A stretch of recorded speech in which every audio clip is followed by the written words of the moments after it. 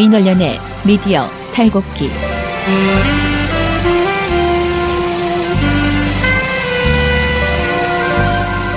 민원연의 미디어 탈곡기 210이라 시작하겠습니다.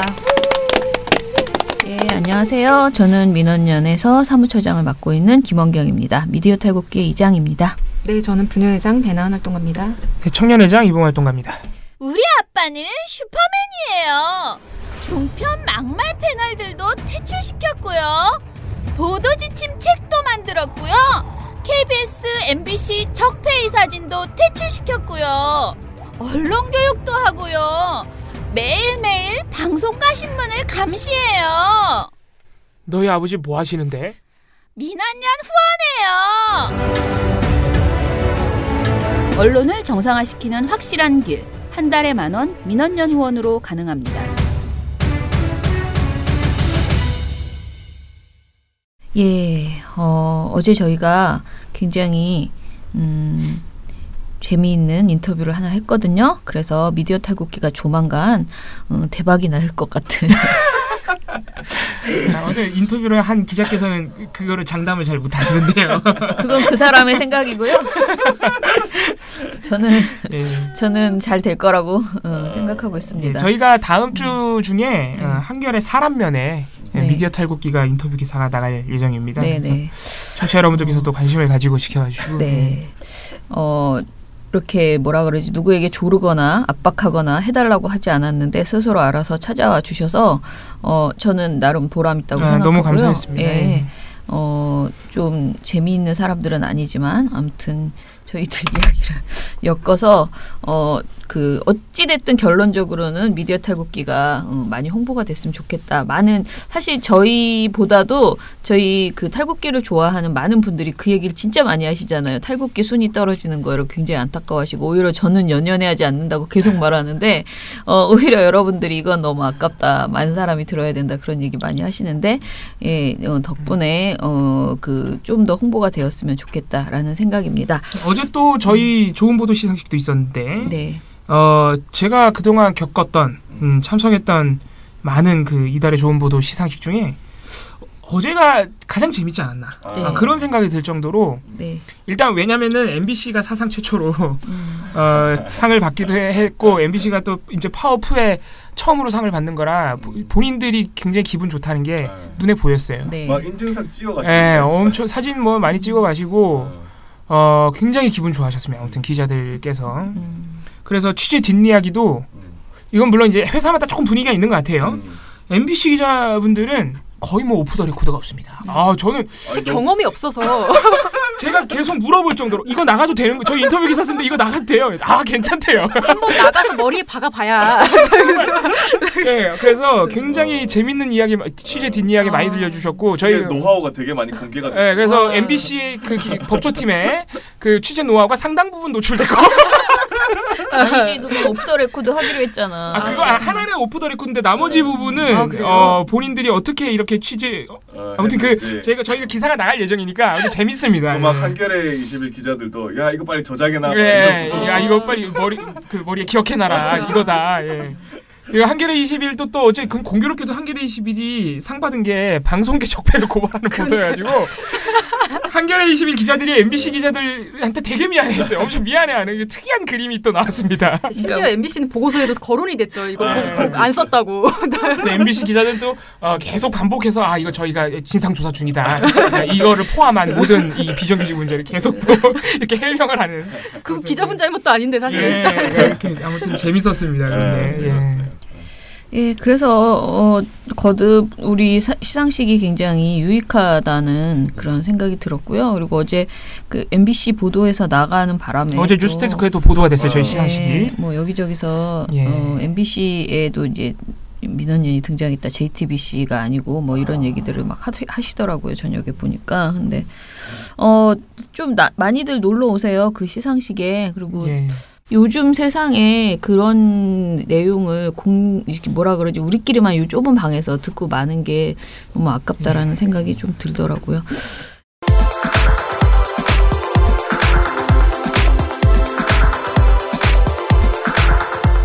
예, 일단은 미디어 오늘에서요. 그 포털사 뉴스 검색 제휴가 청와대 출입 매체의 출입 요건이라는 제목의 보도가 나왔습니다. 어제 나온 보도인데요. 이재진 금준경 기자가 같이 쓴 보도예요. 그런데 이 보도를 보면은 좀 이해할 수 없는 그 일들이 벌어지고 있다라는 생각이 드는데요. 청와대 춘추관장실에서요. 2월 말 현재 청와대 출입 인터넷 매체들을 대상으로 자체 조사를 했는데 그걸 하고 나서 네이버와 다음 등 인터넷 포털사와 뉴스 검색 제휴가 이루어지지 않은 매체를 선별한 뒤에 추가로 신설할 출입 요건 내용을 개별 공지를 했다고 합니다. 그런데 2018년 출입기자단 자격 요건을 정비할 방침이라고 춘추관장실에서 그렇게 통보를 하면서 이에 따라서 상반기 중에 포털 사이트 뉴스 검색 제휴가 인터넷 매체의 출입 요건으로 추가될 예정이다. 라는 내용을 통보를 했다는 거예요. 근데 이 그 개별 공지문을 전달한 매체에 대해서 인터넷 포털사와의 뉴스 검색 제휴가 이루어지지 않은 것으로 확인됐다. 그러니까 당신은 그 매체는 상반기까지 그러니까 6월 22일까지 포털사이트 뉴스 검색 제휴를 완료해 주기 바란다. 라고 이렇게 공지문에 써 있었나 봐요. 그럼 이게 좀 이해할 수 없잖아요. 춘추관장실은 3월 말까지 포털뉴스 검색 제휴 계획을 제출해달라고도 공지를 했고 포털뉴스 검색 제휴를 상반기 중 완료하지 않으면 청와대 출입 매체에서 퇴출될 수 있다는 것으로 해석될 수 있는 공지예요. 이 공지가. 그러니까 포털 사이트 뉴스 검색으로 제휴가 안 돼 있으면 청와대 출입 못한다라는 기준으로 읽힐 수 있는 거죠. 지금. 네네. 예. 그런데 이게 어떤 문제가 있냐면은 문재인 정부 출범 이후에 춘추관이 신규 매체를 그 받는 등 문호를 개방했고요. 앞으로도 신규 매체가 추가로 들어올 수 있다라고 이제 우리 다 그렇게 생각했죠. 왜냐면은 이전에 맞아요. 청와대에는 굉장히 심각한 수준의 청와대 출입기자단의 문제들이 우리가 있었잖아요. 그래서 이 변화가 필요하고 그러려면 신규 매체 그리고 사실은 매체. 그 문호가 굉장히 많이 개방되고 진입 장벽을 낮춰야 되는 그런 것이 원칙적으로 필요하다라는 것을 시민들도 그렇게 생각했고 청와대가 실제로 그렇게 하고 있다고 이제 믿고 있었는데 지금 이 보도를 보면은 좀 뜬금없는 그런 진입 장벽을 만든 듯한 느낌이 듭니다. 일단은 그러니까 네이버 다음 뉴스제휴평가위원회의 대상 그 매체가 된다는 것은 사실은 완전 사기업이 세운 그런 기준이에요.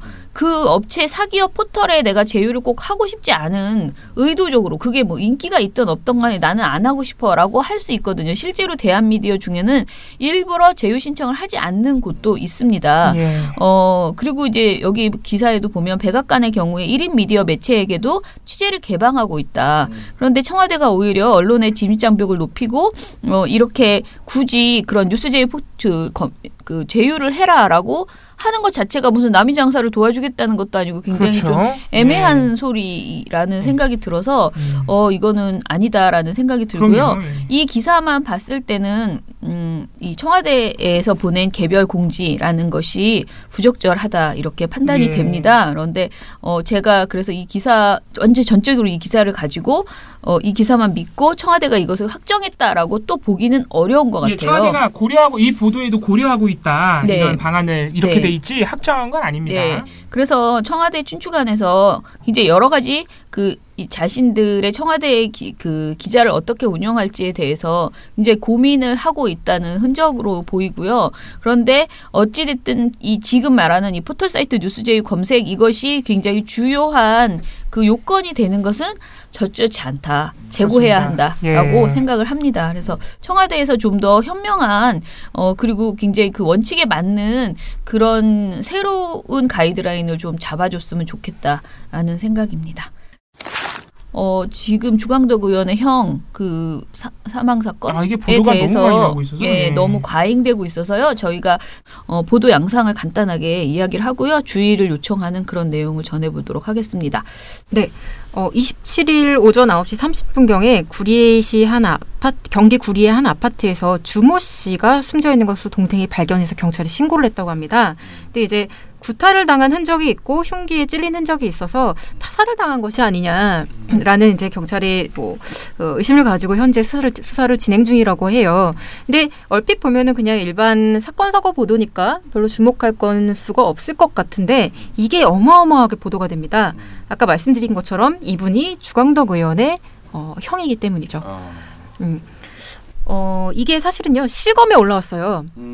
어제 저녁에 새벽에 제가 다른 걸 이렇게 보고 있다가 실검에 올라와서 뭐야 무슨 일이야 뭐 또 북한 관련해서 무슨 헛소리를 했어 이러면서 찾아봤는데 이게 막 기사가 뜨는 거예요. 너무 웃기죠. 네, 정말 너무 깜짝 놀라서 그래서 봤더니 기사가 정말 너무 가관인 겁니다. 보도 내용이. 그래서 처음 나온 단독을 낸 그 매체의 기사부터 시작해서 시간 순서대로 거슬러서 하나씩 전부 보기 시작했어요. 잠이 안 와서. 근데 보도들이 점점 이상해지는 거예요. 시간 순으로. 일단 첫 번째 문제는 이 미디어스 기사가 현재 지적하고 있는 것처럼 유명인 친인척 사건이면 어김없이 나타나는 디지털 뉴스팀. 이 기사가 지적하고 있는 그대로 단지 유명인의 친인척이라는 이유로 이 사람의 죽음 자체에 대해서 이렇게 어마어마하게 보도를 해가면서 조명을 하는 것 자체가 일단 인권 침해적이다.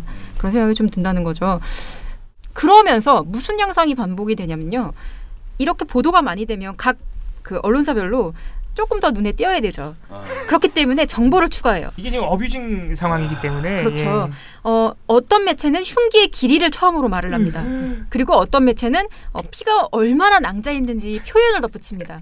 이런 식으로 하나씩 덧붙여가는 그 모습이 보이기 시작하는 거죠. 그 경쟁 과정에서. 그리고 어떤 매체는 드디어 충격이라는 표현을 처음 쓰기 시작하고요. 그 다음에는 당연히 네티즌 반응이 나와요. 근데 이 네티즌 반응도 처음에 한 서너 매체 정도는요.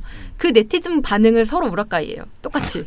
서로? 네. 그 반응조차도 자기가 스스로 찾아보지 않는 거죠. 그냥 긁는 거예요. 근데 그 반응이라는 게 정말 끔찍해요. 그러니까 사실 그거를 기자가 취합하는 거잖아요. 자기 마음에 드는 의견들을 막 긁는 거잖아요. 쉽게 말해서 댓글 그냥 막 긁어다가 긁는 거고 솔직히 말하면 그게 댓글인지 아닌지도 몰라요. 그렇죠. 지가 그냥 이런 댓글 있답시고 자기 의견처럼 막 쓰는 경우들이 있는데 그런 댓글 어떤 댓글도 막 쓰냐면요. 누가 죽였네, 뭐 이런 식으로, 막 거의 범행 사실에 대해서 거의 추정하는 식으로, 음모론, 음모론을 막 덧붙이는 형태의 어떤 그 말들 이런 것들을 기사 안에 막 덧붙이는 거죠. 그렇군요. 그리고 또 하나 눈에 띄는 양상이 뭐가 있었냐면요, 이 주광덕 의원이라는 분의 행보가 아주 독특하잖아요.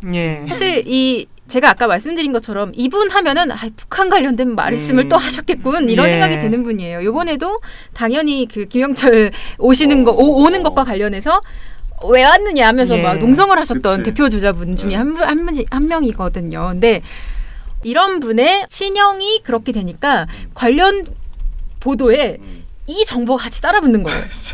아니 본인도 아니고. 그러니까 가족의 사망 사건 그 보도 안에 이 사람이 과거에 어떤 정치적 행보를 보였는지 말씀드렸지만 가족의 지금 사망 사건이에요. 근데 그 해당 의원의 과거 막 이력 어느 대학을 나왔는지 이거를부터 프로필을 써주는 피해자의 동생, 피해자 동생 유명인인 프로필을 써주는 데도 있고요. 그 다음에 과거 정치적 행보, 눈에 띈 행보들 이런 걸 써주는 데도 있고 또 나아가서는 정치적으로 반대 세력에 의해서 얼마나 탄압을 받았었는지.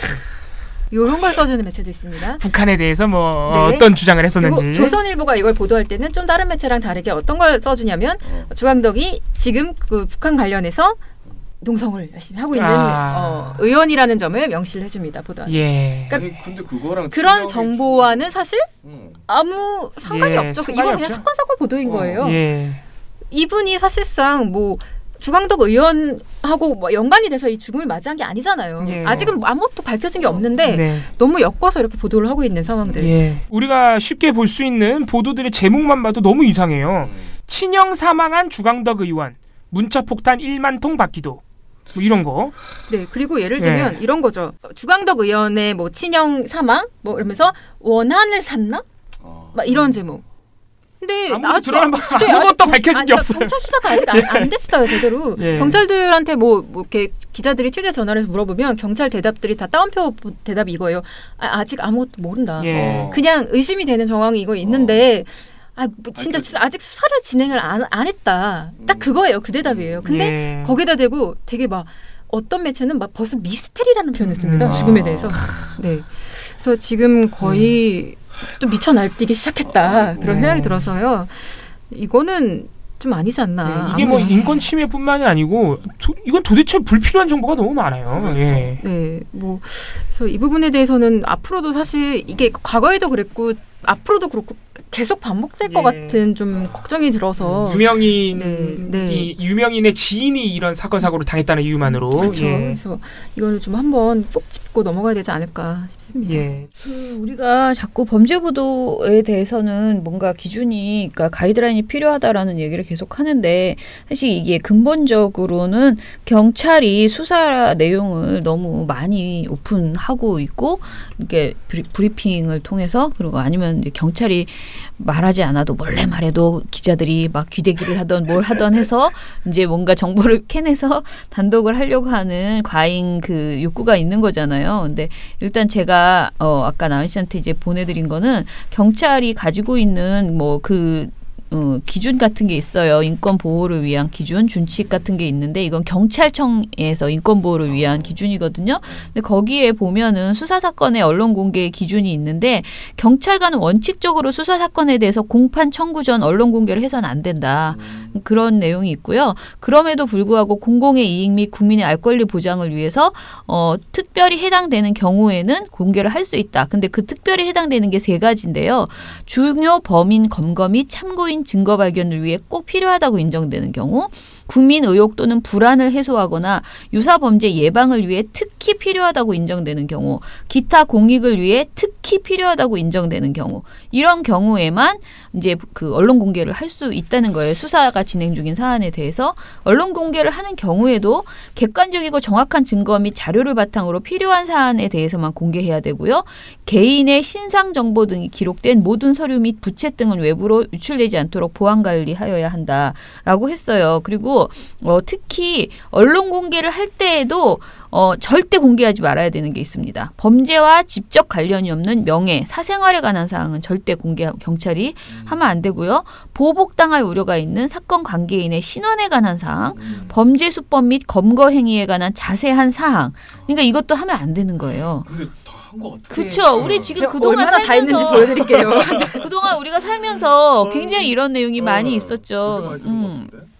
그러면 우리가 이것에 만약에 이런 보도 너무 많았어. 그럼 이게 경찰의 잘못인가 기자의 잘못인가를 생각해야 되는데 이걸 지금 우리가 민원연이 무슨 특별수사대도 아니고 이걸 가려낼 수는 솔직히 없어요. 다만 언론 보도에서 경찰에 따르면이라고 써 있으면 그것은 사실은 경찰이 발표했다고 우리가 보기엔 추정할 수 있는 거죠. 그래서 이건 쌍방과실이다라는 생각이 분명히 들고요. 그러니까 경찰도 분명히 너무 관행적으로 자기네들이 인권보호를 할 생각 없이 그냥 툭툭 다 어떤 실적 위주로 막 말해버리고 내가 지금 하고 있어. 열심히 하고 있어. 난 수사 중이야. 막 이러면서 툭툭 막 말해버리는 부분이 있고 자기네들이 정해놓은 기준을 지키지 않는 부분이 있고 그다음에 기자들은 뭐 말할 것도 없죠. 지금 이 어뷰징 이거는 사실은 그냥 그야말로 쓰레기 수준인 진짜 거죠. 막 댓글 긁고 아무거나 막 가져와서 그냥 막 이참에 주강덕에 대해서 5만 가지를 다 풀어서 그냥 기사를 써보는 거죠. 예, 물론 그 와중에 뭐 정치적인 의도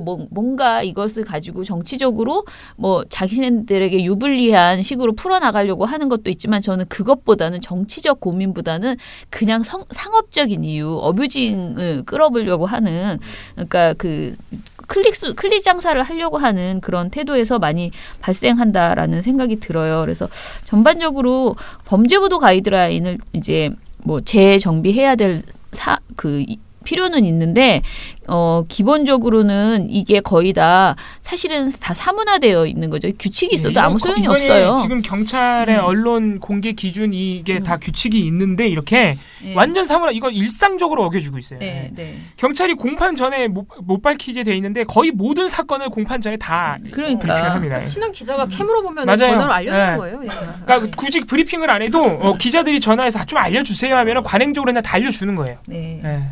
그래서 여러 가지 문제가 있고요. 제발 이제 좀 여기서 이제 멈춰야 된다. 주강덕 의원 이 형 어쩌고는. 그러니까 그냥 살인 사건은요. 좀 최대한 아주 신중하게 취재를 한 다음에 뭐가 좀 밝혀진 다음에 얘기해도 돼요. 그거를 뭘 어쩌라고 지금 이렇게 기사가 나온다고 범인이 밝혀지냐고요. 그러니까 그리고 특히 그 정말 그냥 그야말로 개인이고 사생활을 공개한다거나 이런 식의 행동도 적절치 않고 이것을 또 주광덕 의원에게 피해가 가게 하는 것도 적절치 않아요. 왜냐하면 지금 형이 죽었는데 거기다 대고 그것 때문에 내가 또 다른 고통을 당하게 되는 거잖아요. 뭐 정치적으로 그 사람 좋다 나쁘다를 떠나서 왜 사람에게 그렇게까지 할 필요는 없는 거잖아요. 그러니까 그런 점에서는 뭐 주의가 필요하다라는 말씀을 드립니다.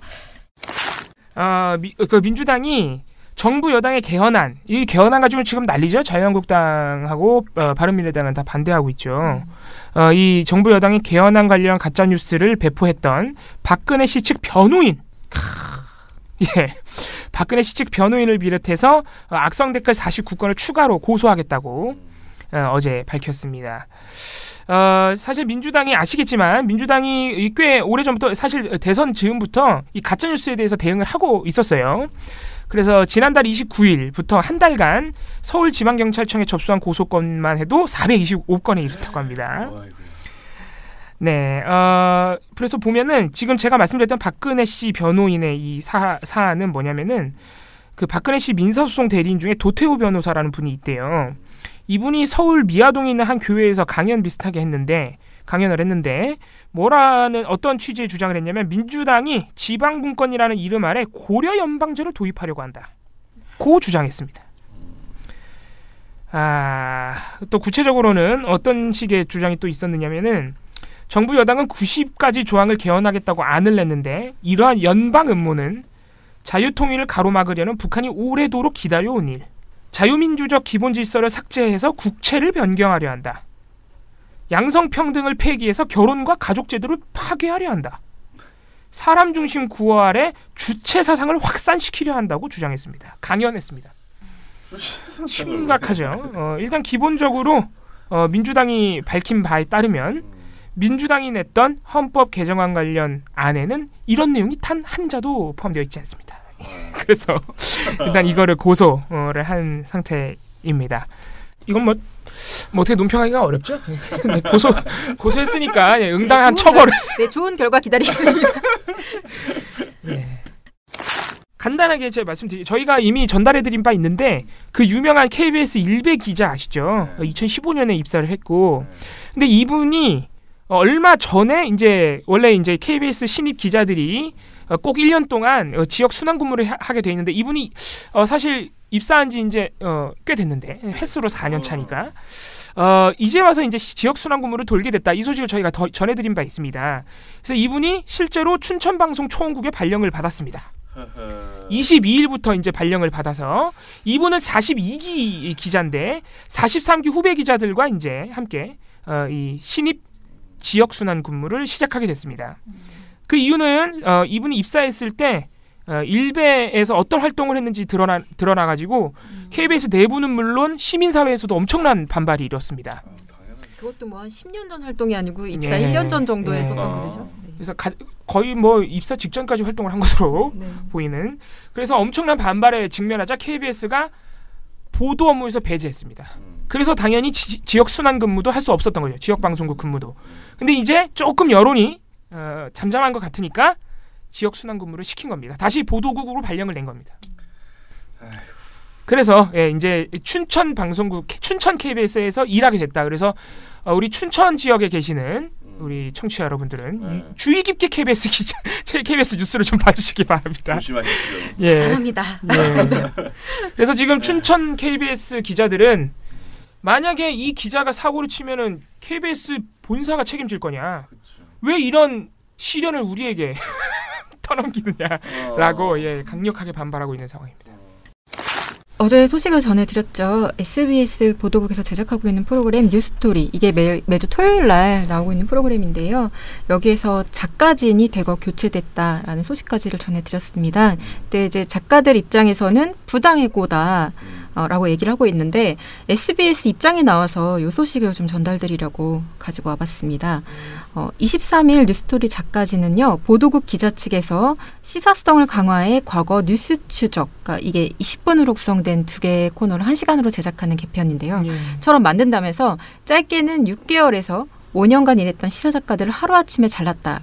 비정규직 고용 불안정성의 심각성을 보여주는 사태다. 라고 이제 공식적으로 문제 제기를 했습니다. 그러면서 이제 말씀드린 것처럼 해고 사유로 성향이 다르다, 역량이 문제다 이런 정도의 이유, 하차 통보 사유를 설명받은 거죠. 근데 여기에 대해서 SBS 측은 뭐라고 대답을 하고 있냐면요. 프로그램 개편에 따라서 작가 규모를 축소하는 게 불가피한 상황이었다라는 입장입니다. 관계자에 따르면요. 개편으로 일단 포맷이 다 완전 변경이 됐고요.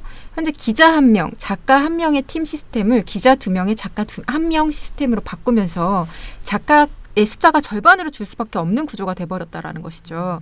그러면서 이게 작가들이 하차라는 게 우리가 일방적으로 계약을 무시하고 이제 잘라버린 게 아니라 그냥 계약 종료가 된 상황인 것이고, 지금 작가 7명 가운데 2명은 그만두겠다는 의사를 먼저 밝힌 사람이고, 또 다른 2명은 새로운 팀과 계속 일하게 된 상황이다. 그리고 작가 7명 가운데 3명한테는 계약 종료 의사를 전달한 것인데, 포맷이 바뀐, 그러니까 3월 24일부터 포맷이 바뀐 새 프로그램이 방송되기로 결정된 지난 2월 23일 오후에 작가들한테 개별적인 면담을 통해서 이 내용을 설명을 했고 이해를 구한 상황이다라고 얘기를 한 거죠. 그러니까 뭐 정말 성의 없이 뭐 안 맞아요 하고서 그만 나오세요 이렇게 말하진 않았다는 설명인 거죠.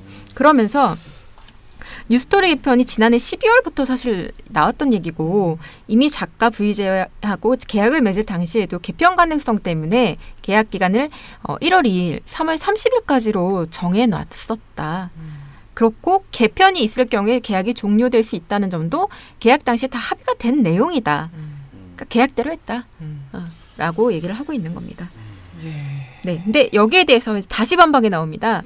방송계 갑질 119라는 그 오픈 채팅방이 있어요. 젠카톡에. 거기 스태프로 활동하고 있는 서명식 작가라는 분이 계신데요. 이분이 하는 말씀은 작가들이 이거는 사실 비일비재하게 경험하고 있는 부분입니다.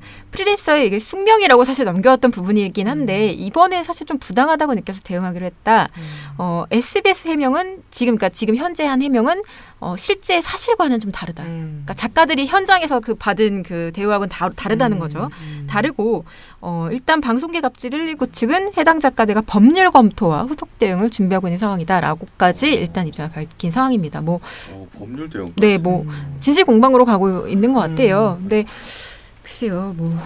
근데 저희가 꼭 이번 SBS 사례 때문만은 아니고 이 방송계에서 작가 등 여러 비정규직을 이렇게 계약직으로 너무 많이 채용하고 있다는 점. 그렇죠. 그리고 이번에도 개편을 이유로 사실상 계약 기간을 지키지 않은 거거든요. 근데 이런 일이 굉장히 많다는, 거의 뭐 일상 다반사란 얘기고, 계약 기간 분명 3월 30일로 했는데 개편 때문에 한 달 정도 미리 자른 거죠. 이런 점들은 꼭 이번 SBS 사태뿐만이 아니고 기본적으로 비정규직 비율이 높은 점은 좀 짚고 넘어가야 되지 않나. 사실 모든 방송사들이 이 부분을 지금 특히 지상파 3사 전부 조금 그 내부 실태 조사를 하고 있는 상황이죠. 그래서 물론 이 SBS 개별 사안은 이제 법적인 대응이 또 들어가니까 추후 지켜봐야겠지만은 기본적으로 비정규직 문제를 좀 해결할 필요가 있다. 네, 이런 생각이 작가를 쓰지 않는 방송 프로그램이 없잖아요, 사실. 네. 거의 상시 인력이나 마찬가지인데 이게 프로그램이 끝날 때 이제 PD는 계속 고용된 형태로 데려가고 다른 프로그램을 바로 넘어갈 수 있지만 작가는 이제 뭔가 다 뿔뿔이 흩어지고 다른 프로그램을 또 이제 바로 이직을 해야 되는, 아니면 동시에 여러 프로그램을 해야 되는 그런 상황인 건데, 뭐 본인이 원해서 그렇게 하는 경우라면 다행인데 뭐 이 시장 구조 자체가 그렇게 되어 있어서 정말 울며 겨자 먹기로 그렇게 일을 하시는 분들도 많죠. 그래서 네, 이 상황 자체가 일단 누가 거짓말을 하고 있다면 그거부터 밝혀내야겠죠. 네. 이게 분명히 작가들이 하는 일이 굉장히 많거든요. 사실 방송 특히 프로그램, 뉴스 말고 프로그램들 같은 경우에는 기획 단계부터 참여해서 그러니까 섭외부터 시작해서 거의 막 온갖 허드렛 일부터 뭐 중요한 일까지, 중요한 일이라고 할 만한 것들까지 전부 되게 작가들의 손이 많이 가죠. 이런 인력을 과연 언제까지 이렇게 좀 그 고용 불안정에 방치할 것이냐, 이 문제는 조금 각 방송사들이 별개로 함께 고민해야 되는 문제인 것 같아요. 미디어 스크랩 하나 더 해보려고 하는데요. 이게 굉장히 내용이 심각해가지고 보자마자 또 뚜껑이 열리려고 하는데 미디어오늘의 금준경 기자 기사입니다. 100만 원이면 비판 기사를 네이버에서 숨길 수 있다라는 제목의 기사인데요. 이게 일제 보니까 저도 사실 이런 광고 굉장히 많이 봤거든요. 이렇게 은근히 기사를 사고 파는 그런 광고들이 많이 있어요. 그런데 네이버에서 특정 기업이나 개인에 대한 비판적인 기사를 홍보성 기사로 덮어내는 밀어내기가 금전거래로 가능하다라는 것을 보여주는 사례를 이제 금준경 기자가 찾은 건데 홍보 마케팅 대행사 A 업체의 단가표 마케팅 제안서에 를 입수했나 봐요. 근데 이게 사실 인터넷에 그냥 치면 나오거든요. 실제로 이 사람들이 심지어 홍보까지 하니까 당신들의 이게 제목이 이 내용이 이거야. 포털에 부정적인 기사가 올라왔을 때 기업의 긍정적인 보도 자료를 다양한 매체를 통해 한두 시간 내에 게재해 부정적인 기사를 보이지 않게 해드립니다. 이런 내용이 있어요. 저도 이걸 본 적이 있거든. 근데 그동안 기업들이 비판적인 기사가 나올 때마다 우리가 맨날 이거 너무 왜 갑자기 특히 삼성이 이런 거 많이 하잖아요. 자기네한테 비판적인 사안이 나타나면 갑자기 막 뜬금없는 삼성에 대한 그 좋은 자료들이 막 나오잖아요. 보도가. 이런 것들이 이게 꼭 삼성의 주특기는 아니었다. 이렇게 버젓이 돈을 내고 밀어내기를 하고 있다는 것이 실제로 이런 거래가 이루어진다는 사실이 드러난 거죠. 근데 문제는 이게 네이버가 유사한 기사를 묶는 클러스터링을 하고 있잖아요. 이렇게 기사를 하나 올리고 밑에 쪼쪼쪼 해서 막 이렇게 5개씩, 5개씩 이렇게 묶어서 하고 있잖아요. 이에 대응하는 신종 밀어내기 방식이라는 거예요. 지금 이 문제로 나온 것들이. A 업체 관계자의 설명에 따르면요. 네이버 검색 결과에 기사가 5개씩 뜨는데 이걸 밀어내려면 최소한 기사가 5개가 있어야 된다.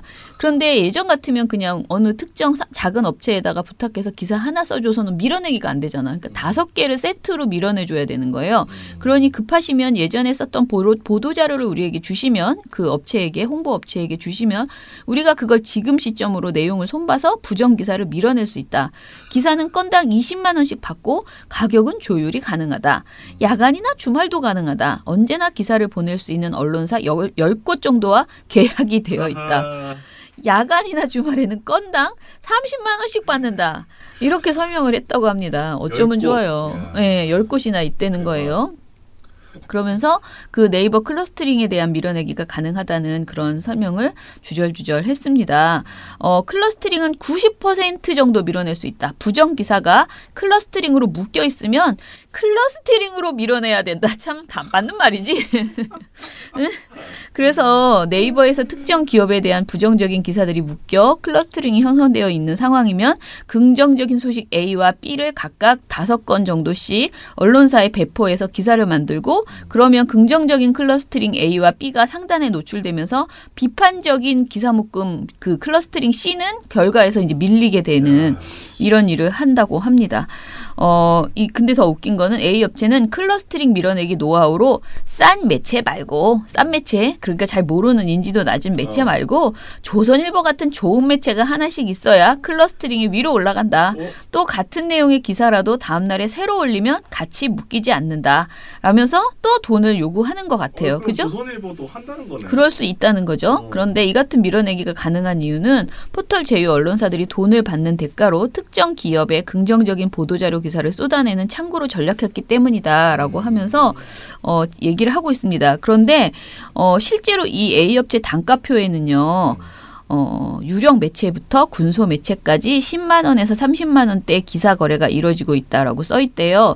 연합뉴스, 뉴시스, 뉴스원, 조선일보, 중앙일보, 경향신문, 서울신문, 국민일보, 세계일보, MBN, 머니투데이, 매일경제, 조선경제, 서울경제, 아시아경제, 한국경제TV, 헤럴드경제, 파이내셜뉴스, 스포츠서울, 스포츠조선, 스포츠경향 등의 매체의 기사가 거래되고 있는 것으로 이 A 업체 단가표에 써 있답니다. 자, 그럼 이쯤 되면 이제는 A 업체가 사기를 치는 것인지 아니면 언론사들이 부정을 할 것인지가 이제 기대되는 대목이죠. 지금 이 기사는 일단 떴으니까요. 아무튼 이 단가가 참 가관입니다. 조선일보 부동산 기사 견적가는 건당 30만 원, 연합뉴스 일반 기사 가격은 14만 원. 정말 쌉니다. 연합뉴스에 한번 실리기가 이렇게 쉽다니. 경향신문 부동산 기사는 22만 원이라고 합니다. 그리고 미디어오늘이 추가로 다른 업체도 좀 알아봤더니 B 업체도 비슷하더라. 단가표가. B 업체 관계자는 온라인 보도의 경우 건당 10만 원에서 30만 원까지 있고 10만 원짜리는 들어도 모르는 언론사. 그러니까 잘 모른다. 30만 원짜리는 조중동이다. 이렇게 B업체가 밝혔다고 합니다. 이렇게 대행사를 통해서 언론사가 돈을 받고 기사를 쓰는 경우는 포털 제휴 규정 위반입니다. 다들 나가야 돼. 여기 있는 이 업체들. 다 나가야 되네. 네, 그러면 다 청와대도 못 들어가고 어쩌면 좋아. 그런 상황입니다. 클러스터링 기사 송고가 어뷰징으로 악용된다는 지적은 당연히 뭐 나올 수 있는 거죠. 그러니까 지금 제가 이 기사를 읽었을 때 정말 너무 황당하다. 그리고 이게 그냥 기사를 건당 제가 아는 것은 건당 홍보가 가능하다는 것이었는데 클러스터링으로 여러 언론사를 다 이렇게 잡아가지고 이렇게 대행해 주는 거잖아요. 참 거의 뭐 그 코바코가 할 일을 얘네가 다 하고 있네. 그렇잖아요. 중소업체를 살려주고 굵직한 업체 앞에다가 하나 세워놓고 중소업체 10만 원짜리들 또 모아가지고 옆에 붙여주고 그런 짓을 지금 하고 있네요. 진짜 기레기 이 말이 진짜 할 말이 없다라는 생각이 듭니다. 무슨 대책을 세워야 될지 저도 좀 고민해 봐야 되겠고요.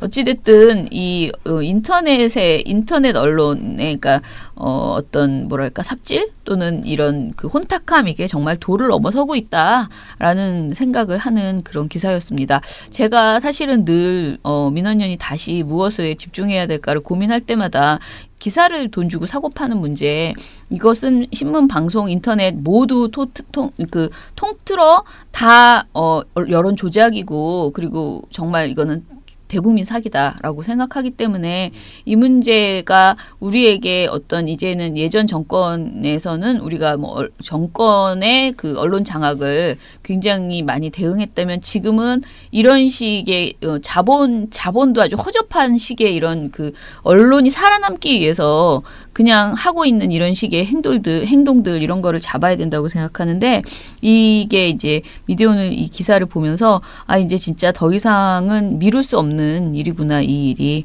그런 생각이 들었습니다. 그래서 저희도 조금 더 알아보고요. 요런 식의 그 기사, 그러니까 네이버에게도 사실은 네이버가 우리가 뭘 잘못해서 우리는 그냥 하우스야, 우리는 그냥 판을 깔았을 뿐이야 라고 하고, 그냥 이런 홍보 업체가 이 판에 들어와서 자기들이 재미를 보고 장사를 하는 거야 라고 말할 수도 있어요. 그런데 그렇게 장사하게 냅두고 방치하고 어떻게 보면 그 판을 즐기고 그럼으로써 내 가게는 굉장히 계속 흥해지잖아요. 네이버는. 그런 것이라는 생각이 들어서요. 이 부분에 대해서 네이버가 책임감을 갖고 대책을 마련해야 된다라는 생각이 들고 뭐 여기에서 돈 주고 이렇게 기사 사고 내보내는 이 언론사들은 솔직히 언론사라고 말하기 어렵지 않나요? 모두 다 자성해야 되겠다라는 생각이 들고 제가 이렇게 비판할 수 있으려면 이 A 업체, B 업체가 사실인지 좀 더 뭐 이렇게 자기들끼리 치고받는 모습을 좀 미디어 오늘 기사에 불만이 있으신 연합뉴스, 뉴시스, 뉴스, 조선일보 등등의 모든 매체들은 적극적으로 항의를 하시고요. 저희도 그 모습을 보면서 정말 실태가 무엇인지 독자들과 같이 찾아 나서도록 하겠습니다.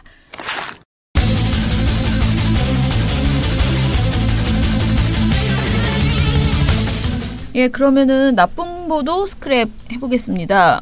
저희가 오늘 어제 좀 하려다가 너무 시간이 많이 지체돼서 못했던 게 종편 보고서가 어제 발표됐거든요. 근데 저것 자체만으로도 거의 1시간 털어야 될 만한 다 하지 않을 겁니다. 너무 많아서. 예. 그래서 오늘은 주로 봉우 씨의 쇼로 이루어지도록 하겠습니다. 그렇진 않습니다. 예. 네. 그렇게 안 길어요. 예. 해보시죠. 저 혼자 하셔야 될 것 같은데. 아니. 상당 부분 잘랐습니다. 너무 반복되는 내용들이야 사실은. 이제 저 올림픽 보고서 진짜 그만 써야 되는데 제보가 자꾸 들어와서 아무튼 저도 고민입니다. 아직도 하고 있어요. 최악의 사례를 한번 보여주세요. 네, 내용은 똑같아요 사실. 네. 근데 이제 제가 오늘 소개해드릴 내용은 뭐 이제 저 한반도 전쟁 났으면 좋겠다. 네? 또는 평양 올림픽이다 이런 거 제가 여러 번 소개해드렸잖아요. 네. 그것도 있는데 이제 그거 안 할 거예요. 미디어 제목에서 너무 많이 해가지고 계속 똑같은 주장이 반복되는데. 근데 제가 이제 이번에 확인했던 내용 중에 좀 특이할 만한 사항은 김영철 박람. 네, 김영철 박람 관련해서는 이것도 사실 우리가 모르는 내용은 아니지만 역시 채널 A에서 좀 황당한 태도가 있어가지고 좀 소개를 해드릴까 합니다. 김영철 통일전선부 부장입니다. 이 사람이 이제 올림픽 폐막 참석한다고 25일 날 와서 27일 날 내려갔습니다. 내려간 게 아니라 북한으로 올라갔죠. 예. 난리였습니다. 자유한국당에서 막 통일대교 점거하고 네. 갈 때도 점거했더라고요. 길을 막았더라고요. 아무튼 예. 아무튼 그리고 이제 이 문제에 대해서 청와대가 책임져야 된다고 방남한 것에 대해서 뭐 그렇게 하고 있고 그런 상황인데 이게 그래서 자유한국당이 아주 이게 이제 김영철 방남이 그 결정됐을 때부터 이제 이게 처음 얘기가 결정된 게 22일이거든요.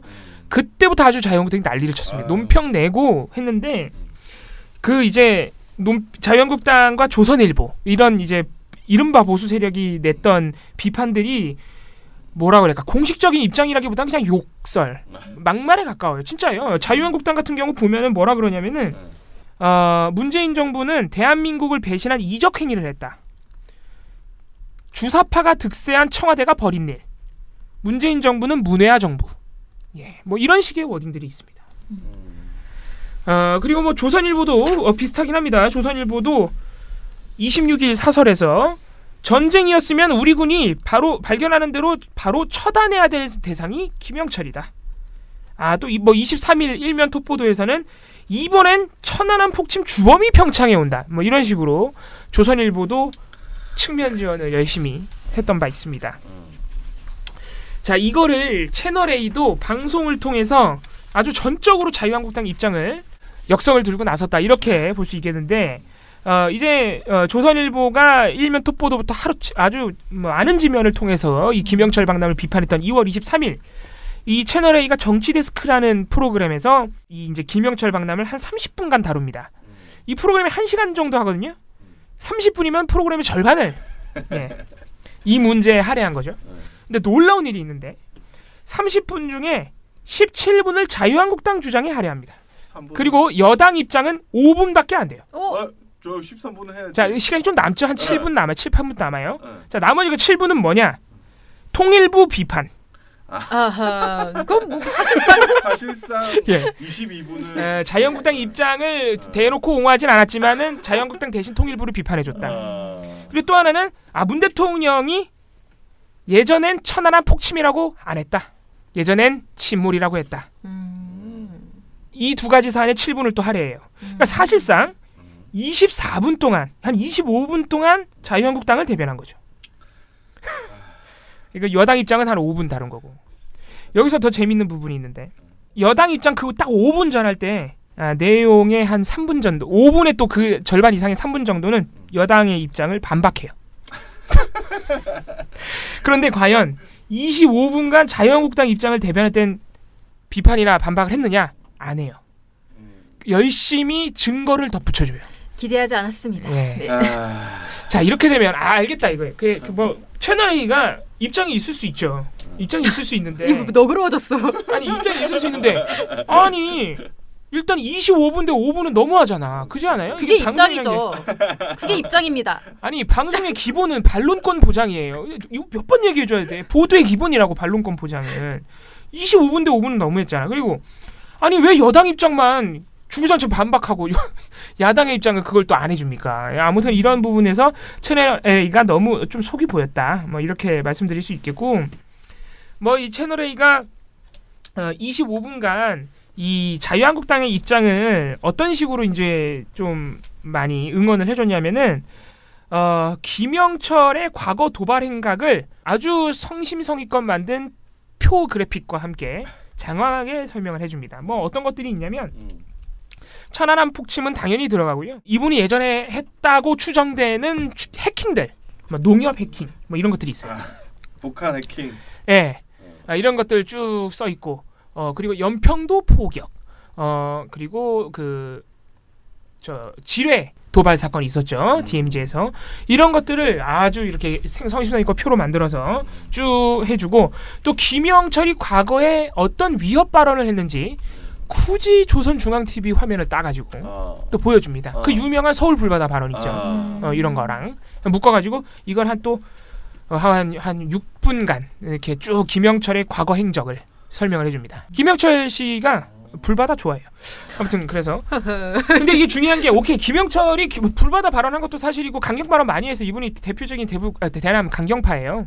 그거는 알겠는데 중요한 건 뭐냐면은 이 해킹을 포함해서 김영철이 천안함, 연평도 이런 거 등등 이 사람이 직접 지시했다는 직접 증거가 하나도 없어요, 사실.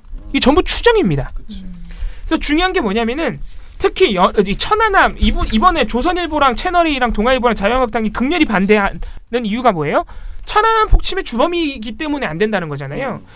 그래서 채널A도 근데 뭐라고 얘기하냐면은 그러니까 명확한 근거가 없다. 이 얘기는 어떻게 보면 이제 형사법적으로 생각을 한다면 북한에 있는 사람이기 때문에 우리가 직접 불러서 조사할 수 있었던 것도 아니고 김영철이가 이 천안함 폭침 사건의 배우라고 하는 그런 이유는 당시에 정찰총국장을 지낸 거거든요. 2010년 당시에. 예. 그렇기 때문에 우리가 전체적으로 놓고 볼 때 그 사람이 결국은 대남 침투에서 여러 가지 문제를 일으킬 수 있는 최종 책임자이기 때문에 그 사람이 배우라라고 얘기를 하는 거거든요. 예. 네, 그러니까 알고 있는 거지 직접적인 증거가 없다는 사실을 말을 해요. 채널A도. 이 진행자니 유용한 앵커와 하종대 동아일보 부국장이. 근데 결론은 뭐냐면 그래도 그 사람이 주범이라고 보는 것은 상식적인 차원에선 맞다라는 결론에 도달합니다.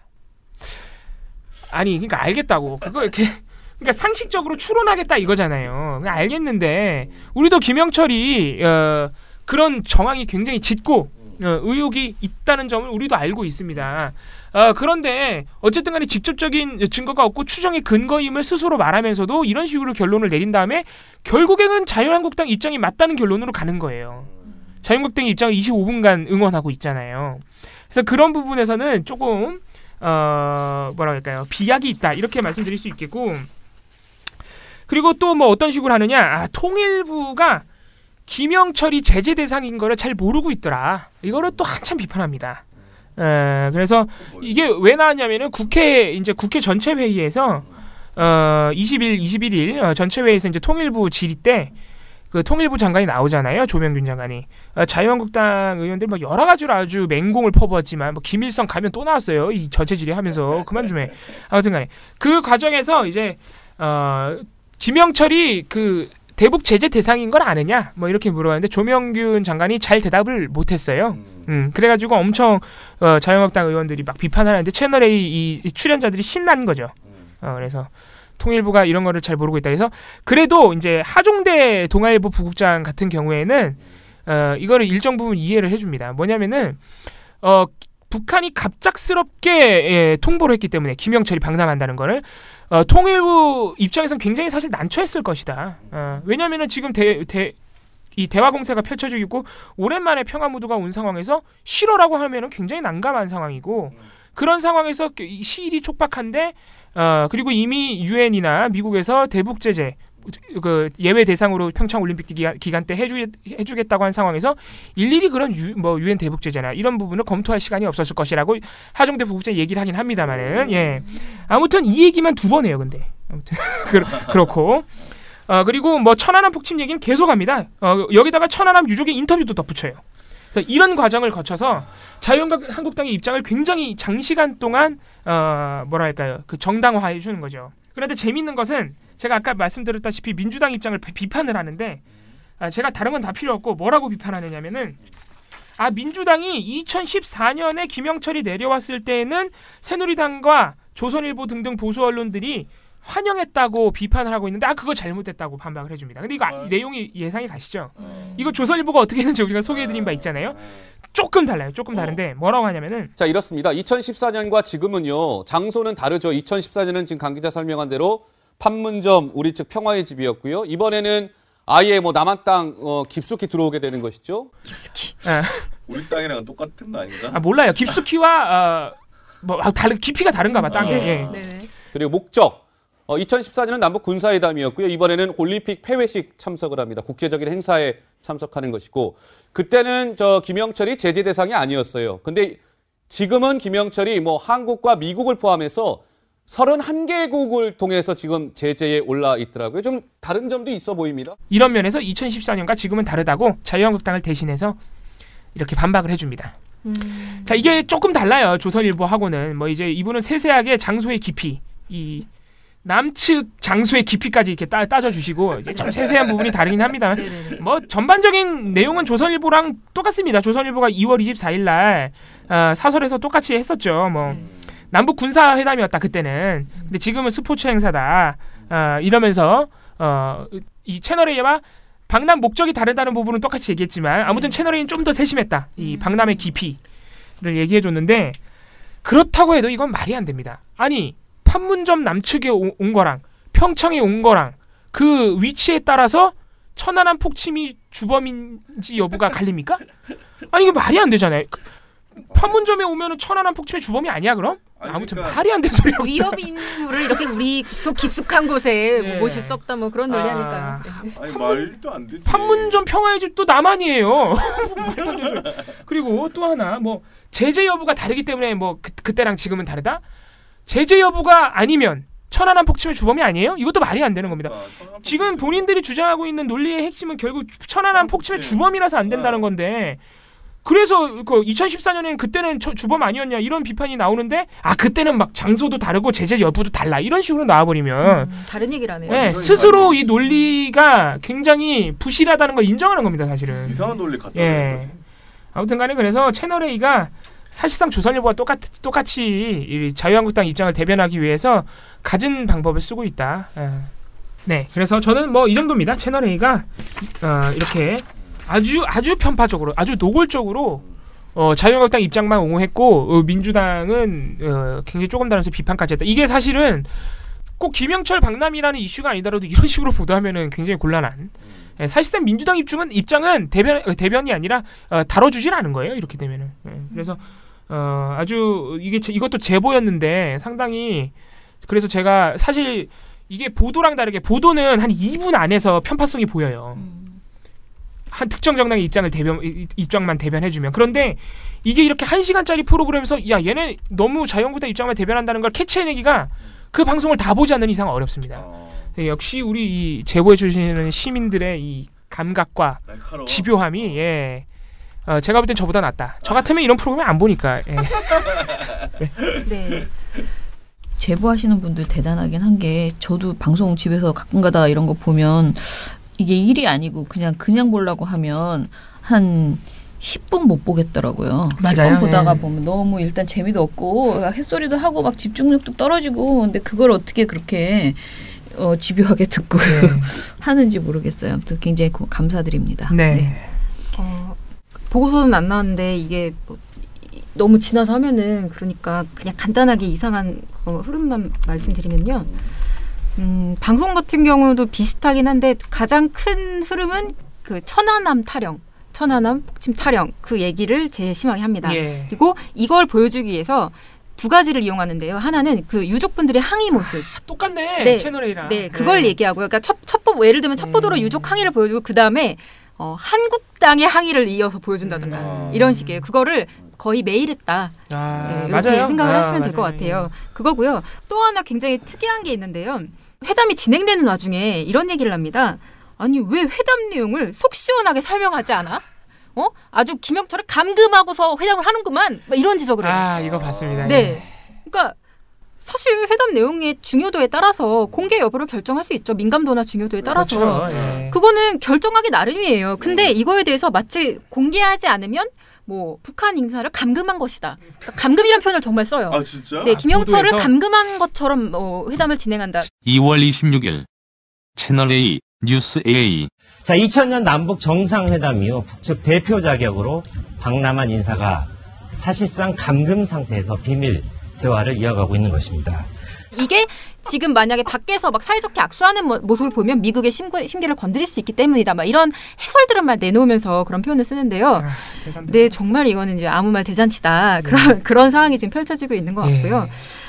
또 하나 좀 특이한 거는 이제 이방카랑 같은 시기가 이제 약간 겹쳤잖아요. 네, 그러면서 아주 이상한 묘한 보도인데 얼마나 이방카가 김영철을 싫어하는지 질색하는지를 이렇게 좀 보여주는 고개를 막 이렇게 얼마나 크게 돌리는지 눈을 얼마나 이렇게 안 마주치려고 하는지 그런 걸 이렇게 영상으로 보여주려고 하는 그런 보도. 이 세 가지 유형으로 좀 나왔던 것 같습니다. 네. 저는 통일부 정부가 청와대가 김영철과의 회담을 공개하지 않는다는 비판이 이 종편 시사 토크쇼에서도 무지하게 나와요. 사실 무지하게 나오는데 이 채널A 이 부분에서는 채널A가 굉장히 열심히 하는데 물론 TV조선 조선일보가 그 보도 쪽에서는 먼저 했어요. 조선일보가 채널A에서는 그 저 26일 돌직구쇼에서 어떤 발언까지 나왔냐면은 김병민 씨가 그러니까 얼마 전에 있었던 청와대, 그러니까 박근혜 정부 시절의 청와대가 굉장히 비밀리에 이루어지고 있는 일들에 대해서 문재인 정부 출범을 기대했던 많은 국민들에게 이 정부가 냈던 메시지는 이겁니다. 대통령의 24시간은 공공재다라는 표현을 쓰게 되는 거죠. 근데 따지고 보면요. 따지고 볼 필요도 없어. 박근혜 정부가 비판을 받은 이유는 세월호 참사같이 국민의 생명과 권리가 된 일에 대해서 뭔가를 결정해놓고 아무것도 해명을 하지 않거나 또는 그 정책의 결정사항 또는 그 의사결정 내용을 전혀 공개하지 않았기 때문이죠. 세월호 참사 같은 경우 위안부 합의도 밀실이라는 것이 결국 드러났잖아요. 또 세월호 참사도 도대체 대통령이 그 시간에 뭐 했는지 지금도 궁금해하잖아요. 시민들이. 아니 그런 부분 때문에 비판을 한 거지. 그래서 그 점은 분명히 다르다는 걸 우리가 알아야 됩니다. 7, 6, 5, 4, 3, 2, 1. You'll never have the sacred stone. Oh, this you crazy mother. 네, 대댓글로 넘어가겠습니다. 저희 이제 어제 오늘 이렇게 달린 오늘 아침까지 달린 댓글들 보니까 역시 어제 시상식 관련한 댓글이 좀 몇 가지 있네요. 캡처 사진 이거 또 의자 나르는 사진, 사회 보는 사진. 미련곰탱님께서 여러 가지 사진을 저희가 어제 페이스북 라이브로 해가지고 여러 가지 사진과 또 어제 MBC 뉴스데스크에 보도가 됐어요. 네. 그래서 그걸 또 캡처하셔서 올려주셔서 기자분들이 너무... 근데 진짜 정말 다 표정이 너무 한박 웃음을 짓고 계시네요. 재밌는 거는 미련곰탱님이 MBC 어제 보도된 시상식 그 보도 캡처해서 올려주시면서 기자 이름이 허유신 기자라고 돼 있던데 이 방송 화면에 보이는 기자 중 키가 제일 크신 분이 허유신 홍보국장님이신가요? 라고 물어보셨는데 허유신 노조 홍보국장님이시니까 그러니까 지금 미련곰탱님은 이 시상식에 상 받으러 온 분 중에 허유신 홍보국장님, 허유신 기자가 있는 걸로 알고 계신데 그런 게 아니라 이 우리 시상식 이 단신을 보도한 기자가 허유신 기자님인 겁니다. 읽어주신 분이 어제 이제 법조팀 강현석 기자, 김연경 기자 등등 총 5명의 기자가 수상했습니다. 5분 다 오셨죠? 예. 보니까 이제 저희 덕질을 관련된 댓글이 몇 개 있네요. 예. 레이니치스님이 댓글 읽기에서 분녀 회장님의 거의 비명에 가까운 반응에 무슨 안 좋은 댓글이 있는가 하고 깜짝 놀랐습니다. 40 넘은 저희 누님도 저에게 롯데리아 햄버거 먹으라고 시키고 어머니와 제 아이디로 투표하라며 카톡 오던데 우리 다니엘 하면서요. 분녀 회장님의 덕성이 예상은 했지만 이 정도일 줄은 몰랐습니다. 이렇게 해주셨고요. 트러스트 노어님도 원어원 등신대라도 하나 구해서 보내드려야겠군요. 네네네네. 저희 등신대가 뭐예요? 이게 이렇게 크게 이렇게 판넬처럼 되는 거 있잖아요. 이렇게 사람 전신을 잘라놓고 똑같은 비율로 사람 통신사 같은데 앞에 이렇게 세워져 있는 그런 거 있잖아요. 네네네. 그런 거 구해주시는 해주셨습니다. 네, 저희 오늘 아침 아까도 이제 쉬는 시간에 말했지만 오늘 아침에도 원어원 브로마이드 때문에 은행 2군데를 돌면서 모멸감을 견디며 힘든 하루를 시작했습니다. 하지만 쉽지 않았고요.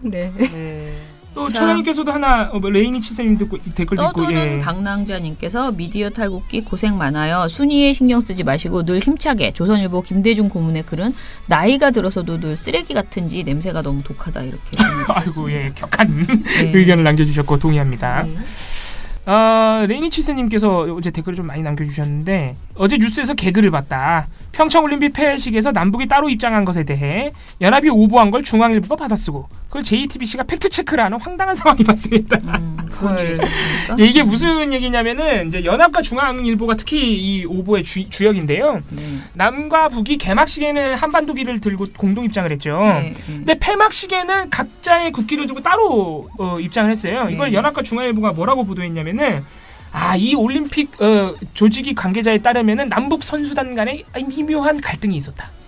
왜냐면은 이 선수단이 쓴 이 그 운동 기구들 장비들이 대부분이 북한 선수들이 쓴 장비들이 대부분 미국산이기 때문에 이 대북 제재에 걸릴 염려가 있다. 그래서 북한 선수들에게 이 폐막식 직전에 장비를 반납하라고 했더니 북한 선수들이 감정이 굉장히 상했다. 그래가지고 공동 입장을 못했다고 카더라. 라고 보도를 했는데 당연히 이게 조직에서 곧바로 아니라 그랬고요. 듣기만 해도 아닌데요? 누가 들어도? 곧바로 아니라 그랬고 그냥 폐막식에서는 그냥 각자 입장하기로 했다. 각자 국기가 있으니까 별 이유도 없다. 그렇게 이제 오보인 것으로 판명이 돼서 이게 아주 하나의 뭐라 그럴까요? 해프닝이었는데 이걸 JTBC 팩트 체크해서 얘네들 오보예요. 그러니까 중앙일보 오보예요라고 또 이렇게 해준 겁니다. 너무 부끄럽네요. 네. 재밌는 일이 발생했네요. 진짜 자기들끼리 좀 정보로 주고받고 그렇게 좀 하시면 어떨까? 이게 너무 JTBC가 중앙일보를 좀 변화시킬 수 없나? 그렇게 꼭 따로 해야 되나? 응? 중앙일보가 JTBC를 변화시키지 않는 걸 다행으로 여기는 것 같습니다. 답답하네요. 예. 자, 없죠 이제. 예, 이게 근데 어느 정도로 오보냐면 연합 중앙 외엔 보도도 안 됐어요. 잘. 그러니까 일반 상식을 가진 사람이라면 딱 들어도 이상해요. 이거 이상한데. 아무튼 그렇습니다. 오늘 미디어 탈곡기는 이것으로 마치겠습니다. 내일이 저희가 휴일이에요. 물론 민원연은 내일 그 신입 활동가를 위한 공채도 있고 그래서 저희 몇 명은 출근을 합니다. 그런데 어찌됐든 3.1절을 여러분 잘 보내시기 바랍니다. 저희는 금요일에 다시 찾아뵙겠습니다. 아닌가? 미디어 탈곡기는 미디어 탈곡기는 내일도 방송을 합니다. 왜냐하면 오늘 저희가 두 편을 만들어서요. 원래 목요일날 베나베나 쇼가 있는 날이니까요. 예정대로 오늘 베나베나 쇼를 열심히 녹음해놓고 가겠습니다. 자, 민원연의 미디어 탈곡기는 내일도 열심히 털어드리겠습니다. 탈탈탈. 안녕.